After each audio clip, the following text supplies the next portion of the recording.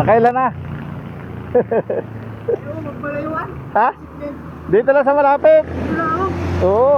Dami naman eh. Mataas naman ang ano, no? Oo nadali na ako ng Pasko dyan eh. Bakit? Kumuha ako ng Caloocan sa pagkain.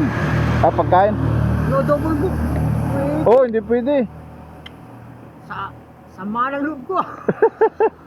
Eh nga naman, puro pagkain yung nakano. Kaya na, unang biyahe ng pagkain, buti dito lang. Sa Sanusi lang.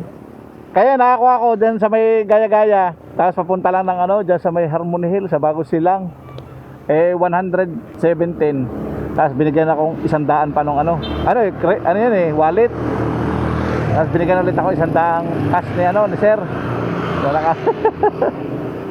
Dito lang ako paikot-ikot, North Caloocan dito. Tapos dyan, sa gaya, ayan, sa may Muson. Paikot. Puro pagkain. Mga liempo, yung mga lechon de leche. Kanina sana meron sana 100 plus din. Galing lang dyan sa may Malaria, papunta lang Bagong Silang.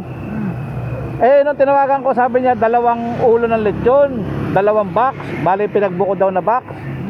Pagdating ko doon, tig-5 pala bawat isang box, 5 ulo. Ganun kahaba. Sabi ko, cancel nyo na lang. Hanggang ngayon hindi pa kinakancel. Bahala siya sa buhay. Eh di bali 10 yun, 10 ulo. Eh, ilagay mo na lang 2 kilo isang ulo. Eh di 40 kilos na yun. Ilagay mo na lang 2 kilo isang ulo.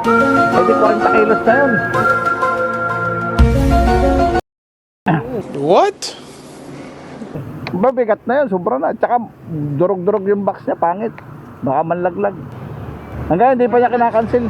May nakakuha ka na? Saan? Wallet. Ah, sige, ingat.